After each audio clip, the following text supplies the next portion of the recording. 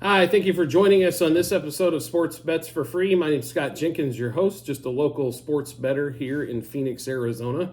And hopefully today with our picks and your picks, it's going to be another profitable day for you. Friday, March 8th, basketball slate full of games for you. College basketball, we've got the conference tournaments going on, as well as the last few days here of regular season matchups for the Power 5. And then we've got a bunch of NBA games going on for you today. So quite a big slate. So let's get into it, go through all the bets, kind of recap yesterday a little bit. Good day. Could have been a great day, but that's all right. Luka came through for us on best bet, had a triple-double, had another 35-point triple-double.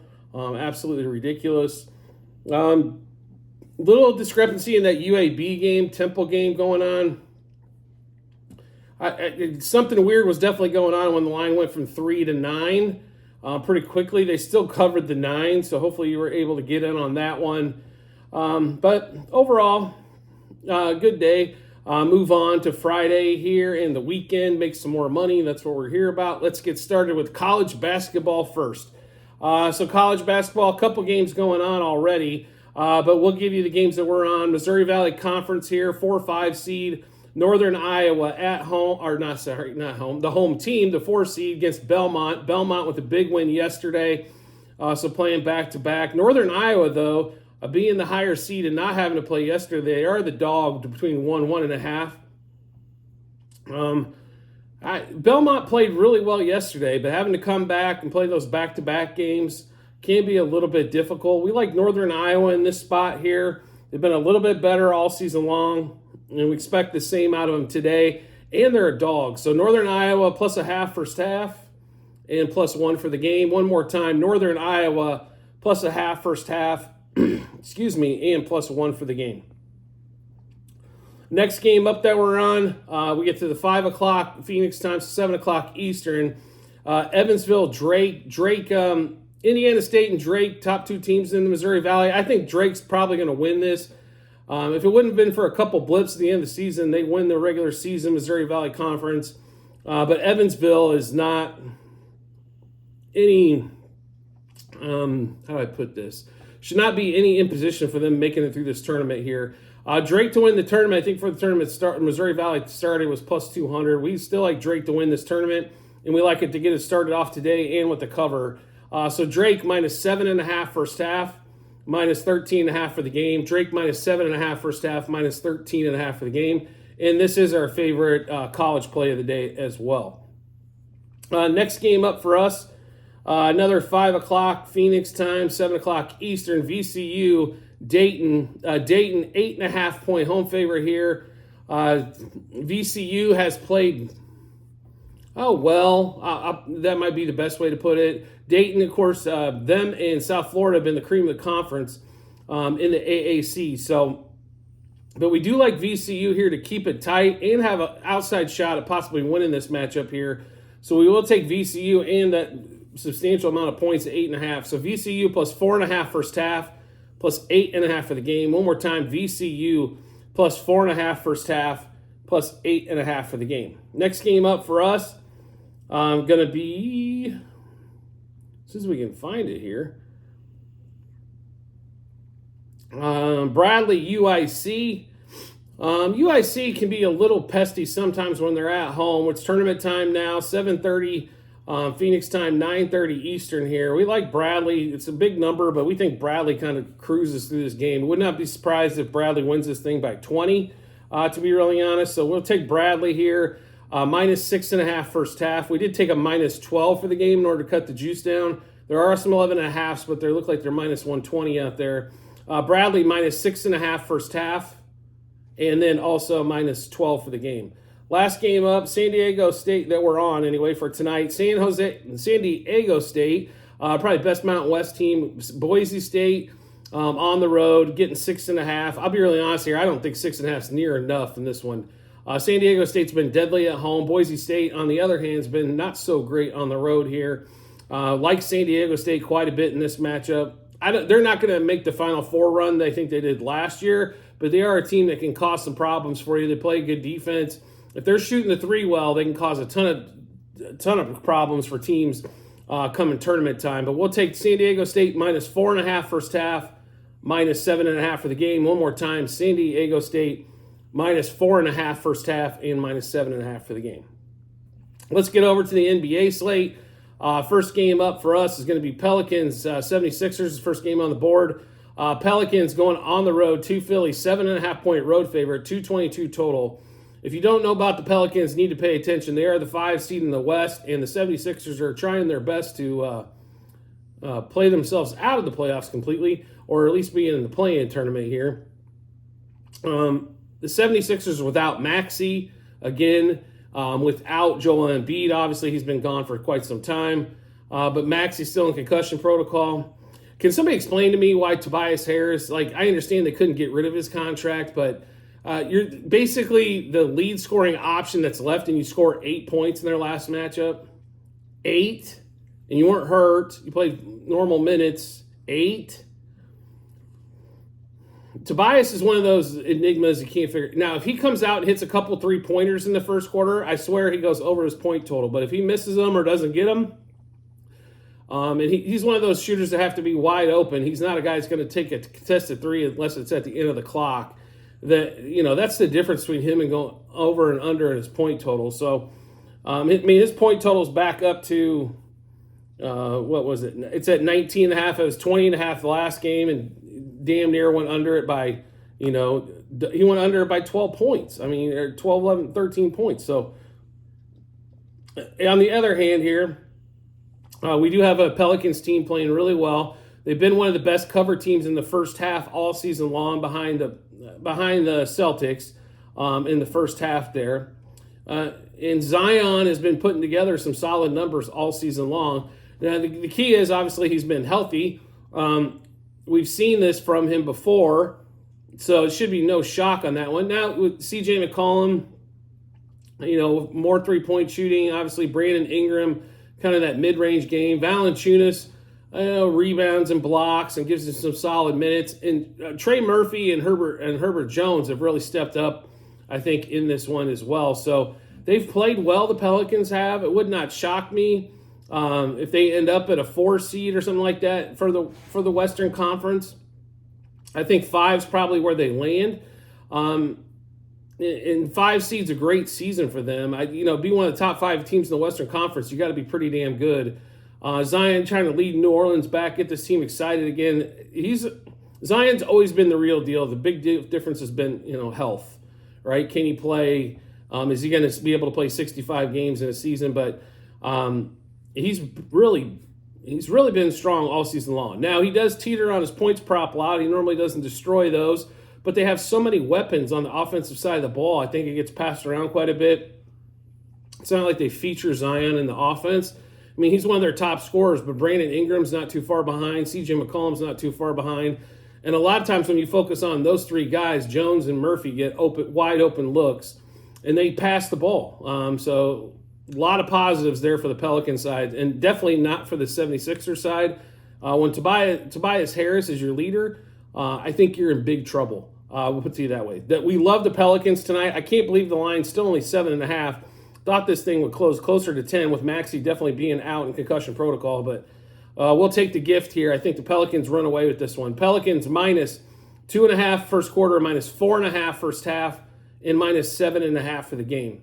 Tobias Harris, we've mentioned multiple times, under 19.5 points and under 30.5 par.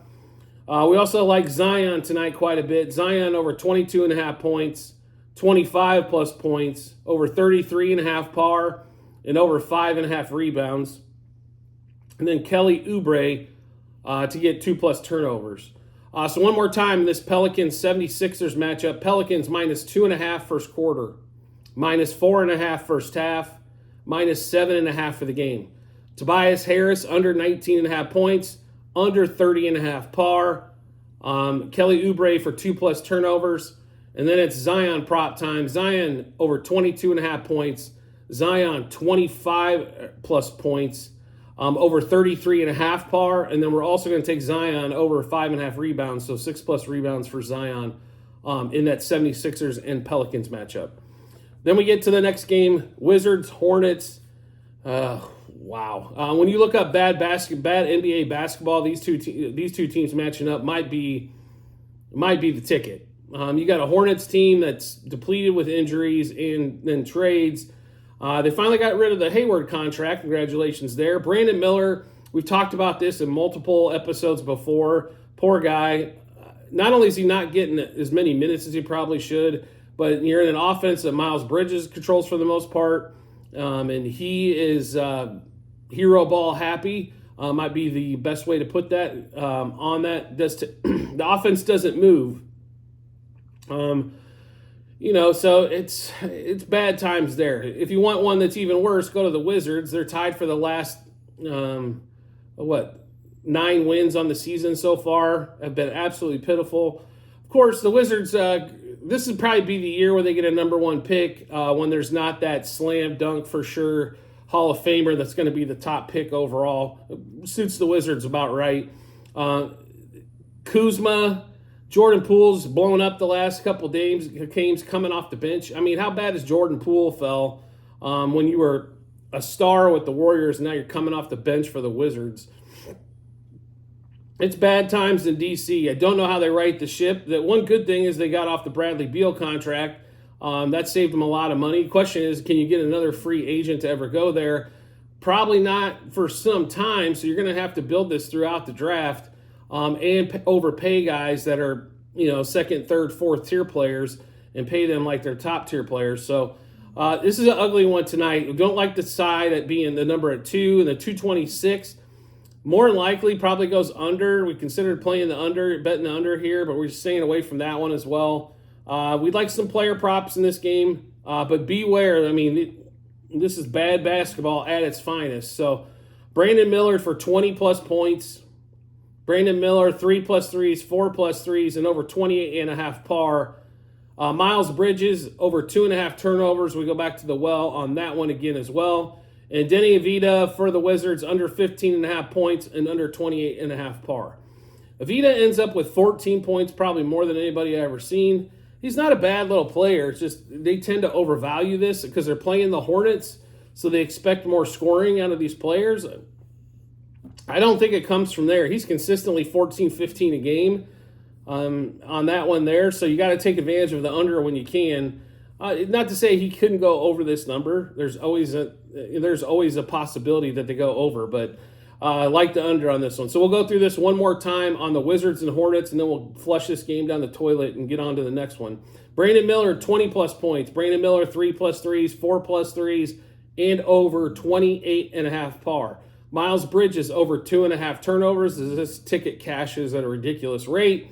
And it's plus money tonight as well because they're playing the Wizards, and they don't expect the Wizards to play any defense, I guess.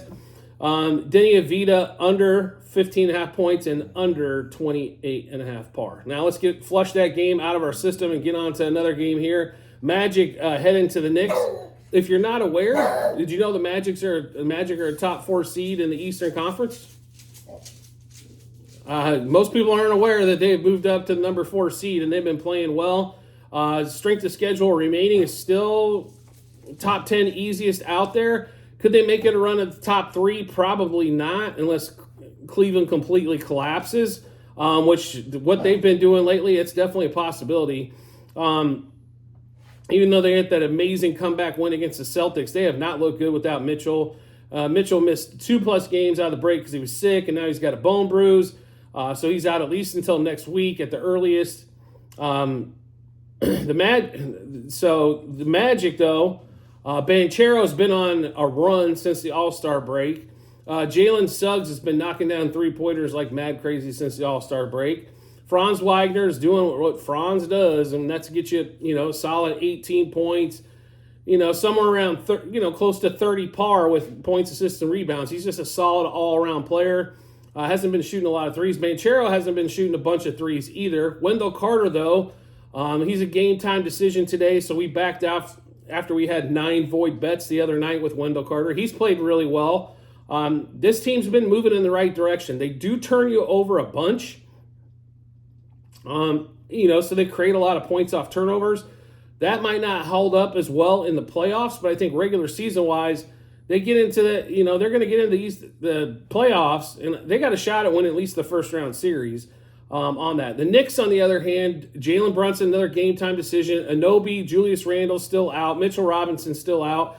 And I don't know about DiVincenzo. There wasn't even player props for him available when we went through them this morning, but it looks really, really, really bad for the Knicks. And I know everybody was excited about the Knicks, and they think they can do some damage if they get healthy. For all these guys to get healthy, you're looking at basically about the start of April, maybe a little bit sooner. But even when they're all healthy, if Brunson is not ready to rock and roll, that team is in some serious trouble. So the Magic are a 1.5-point favorite. We're going to hop on the Magic here. If Brunson is available and he's going to start, watch that line move. Or if he's not going to start, watch that line move. I think it's a little bit baked in there, but it could be 3.5 if 3.5, 4 if Brunson's not playing. It could flip to a Knicks being favored by 1.5 if he is playing. So taking a shade of a gamble here, but the Magic are live in this game, whether they are with Brunson or without for the Knicks. So they, like I said, they've been on a little bit of a heater. Watch out for the Magic here. So the Magic -0.5 first quarter, -0.5 first half, and -1.5 for the game. Banchero, who we mentioned, has been hot as of late, 22-plus points. He's been on that number above since the All-Star break. Jalen Suggs, who we also mentioned, has been shooting the 3-ball well, 10-plus points. Suggs just has to make sure he doesn't foul out. I've never seen a guard foul out as much as Suggs. Suggs also for 3-plus threes and 2-plus threes. Wendell Carter for 1-plus block. And then we'll go through the Banchero props again. Banchero, 22-plus points. Banchero, over 6.5 rebounds. Also 8-plus rebounds and over 33.5 par. So one more time in this Magic and Knicks matchup. Magic -0.5 first quarter, -0.5 first half, -1.5 for the game. Jalen Suggs, 10-plus points, 2-plus threes, and 3-plus threes. Wendell Carter, 1-plus block. Banchero, 22-plus points, 7-plus rebounds, 8-plus rebounds, and over 33.5 par. That's points, assists, rebounds out there for you as well. Next game up, I don't know if you got a chance to watch the T-Wolves against the Pacers last night. T-Wolves on a back-to-back. We'll start off with the things first here. Obviously, Karl Anthony Towns gets surgery. He's out until April on that meniscus tear. Sounds like he could be back for some point in the playoffs. This is the prime time for Anthony Edwards to stand up like he did yesterday. He took over. Not only that, he played great defensively. He got that monster block. Kind of funny after the game, he said he never jumped that high before to get that block and save the win for the Magic, or not for the Magic, the T-Wolves. I don't know if the T-Wolves are going to hold on to the number 1 slot for the Western Conference without Big Cat, but this is an opportunity for, I think, the rest of the country to see what Anthony Edwards can be and why he should be a future MVP candidate, if not an MVP in this league. He has got all 3 levels of scoring, extremely quick to the hoop, break your ankles type, he's fantastic. Not only that, he plays defense. Now, he was a Goomba during the All-Star break and tried to shoot left-handed and do all this other dumbass stuff. I didn't think that helped his cause at all. But when you think, LeBron's there and all these other guys, I'm not going to get many minutes anyway. But your playing partner, Big Cat, went for 50 in the All-Star game. You could have maybe made the name for yourself there at the All-Star game if you took it seriously. But he seems to be taking this seriously now. They win that first game after the news of Big Cat. They got a back-to-back matchup here. And the Cavs are in that struggle mode right at the moment with no Mitchell. Darius Garland's been... I love Darius Garland, but he's been inconsistent, to be polite. He's had some downright dog games that they did against Atlanta the other night in Atlanta. He's had some great games, where he scored close to 30. He's amazing with the ball in his hand. The problem is it's just inconsistent. Like, he's not aggressive enough. A lot of the point guards suffer from this same affliction. And we'll go back to Tyrese Halliburton, who's struggled since his hamstring injury, and he's not getting those wide open looks for 3 anymore and seems to be confused on what the hell to do. Ends up taking a lot more bad threes than good threes. Garland does a lot of the same stuff there. Jarrett Allen's been, nice. Evan Mobley's been hurt quite a bit this season. Strus is out again. They're, one of their free agent pickups. It's just the T-Wolves have been, Gobert's had, Defensive Player of the Year type season. And Anthony Edwards, I think this last 20 games can really show the rest of the NBA, what they're looking at as a future MVP of this league. A number one pick when nobody was sure that he should have been the number one pick. Another opportunity for him to kind of show everybody this. So the T-Wolves are a 2.5-point dog again. They were a dog last night to the Pacers, and they win that game straight up. Almost expect the same thing here. Plus 114 on the money line. I'll take the points in hand in case it's a close one. Not a big enough difference. If it was plus 150 or something, we'd look at it. 206 total, so extremely low total. This is like the Magic and Knicks at 204.5. As you'll notice, these totals keep coming down as the unders have been cashing after the All-Star break. They're going to catch this right back. The All-Star break was kind of the aberration. I don't know if these guys started playing more defense or the totals were just getting way too high, but they kind of even themselves out. At the end of the season, the book would love to see 50% over and under, or 50% on the totals for the season. That means they're nailing the number right now. They're threading the needle on that one. So 51-49 doesn't really leave anybody too big an advantage there. But we like the T-Wolves in this spot tonight. If we could get off that little bit of tangent there. T-Wolves plus a half first quarter, plus 1 first half, plus 2.5 for the game. Anthony Edwards, who we glowingly talked about for a while, we're all over him tonight as well. 30-plus points, 35-plus points, 3-plus threes, 4-plus threes, over 39.5 par. We also love Rudy Gobert tonight, 3-plus blocks, 15-plus rebounds, and 17-plus points. And then also Jarrett Allen for the Cavs, 2-plus blocks. So one more time in this T-Wolves and Cavs matchup, we like the T-Wolves plus a half first quarter, plus 1 first half, plus 2.5 for the game. Anthony Edwards, 30-plus points, 35-plus points, 3-plus threes, 4-plus threes, 40-plus par. And then we've got Rudy Gobert for 3-plus blocks, 15 rebounds, and then 17 points. Excuse me.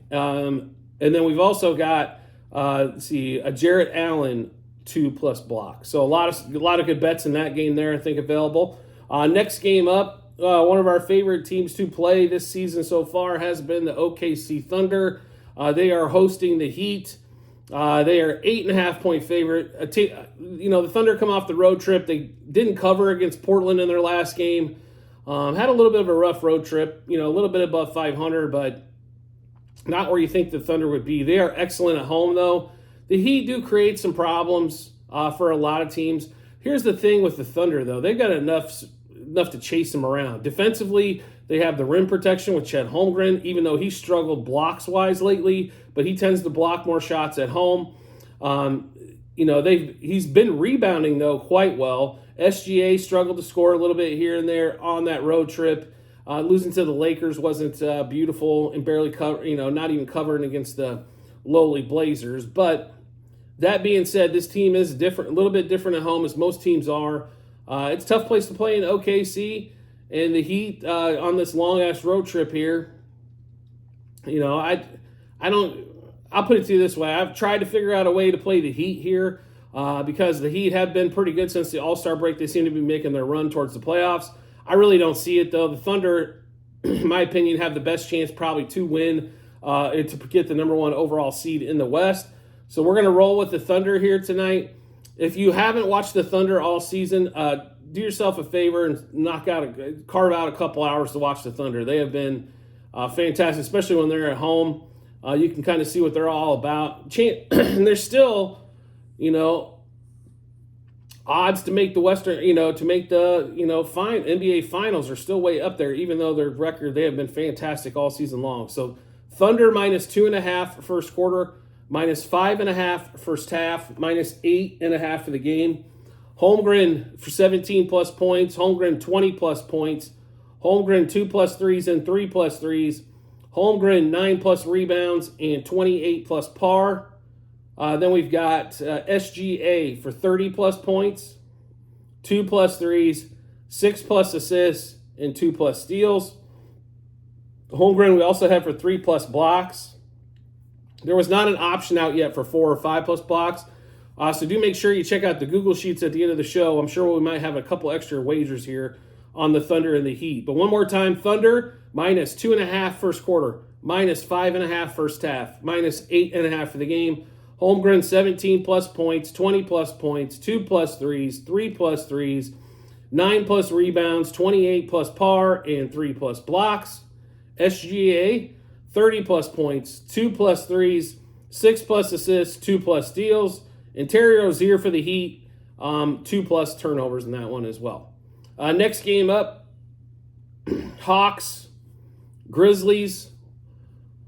Wow, we're ready for another barn burner here, right? So Jaren Jackson's back for the Grizzlies. He played the last game out. Looks like he's going to play again today. Trae Young's been out for the Hawks. Now Jalen Johnson's out this game as well.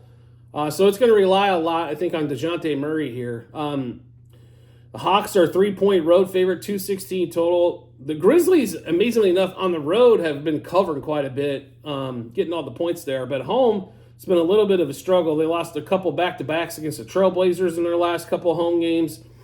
But we're not, side and total don't get us too ramped up in this one. We do like quite a few player props around DeJounte. I think he bounces back against that. He had an off night against Cleveland at home, no question about it. I think he gets back on it tonight. So DeJounte Murray, 23+ points, 25+ points, 3+ threes, and 4+ threes, 9+ assists, 10+ assists, and 30+ points. Jaren Jackson, we go back to the under 1.5 blocks. The dude's been standing around at the 3-point line all the time. I don't know how he's going to block many shots from out there. And then Clint Capella for 12+ rebounds. So one more time, the player props that we've got here for the Hawks and Grizzlies. Jaren Jackson, under 1.5 blocks.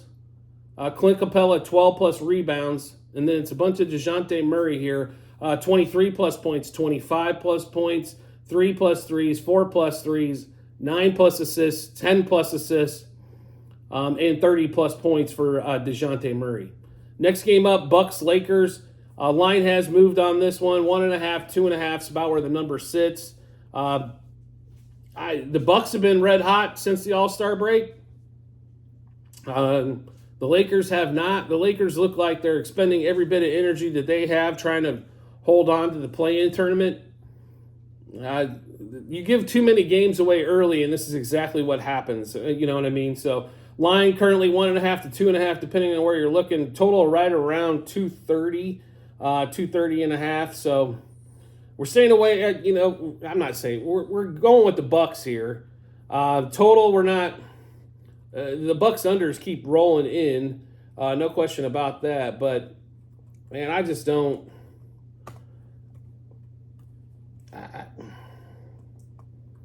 I don't know how you play the Lakers here. They are one of the worst teams against number in the league. They're like the 5th worst.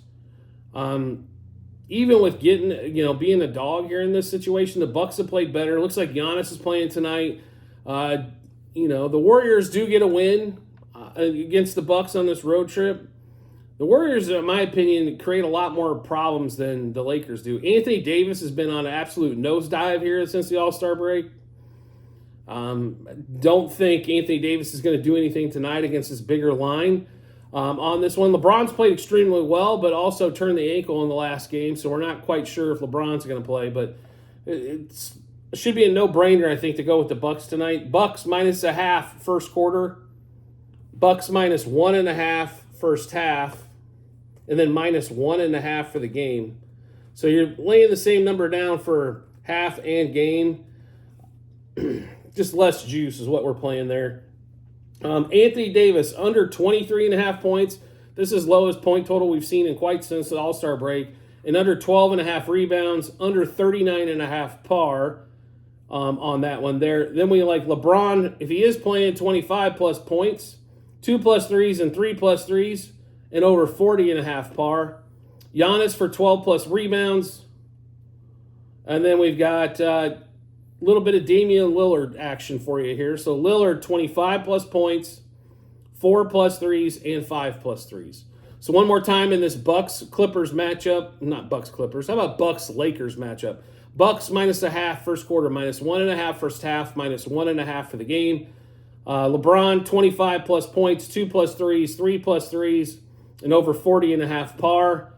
Then we've got Anthony Davis under 23.5 points, under 12.5 rebounds.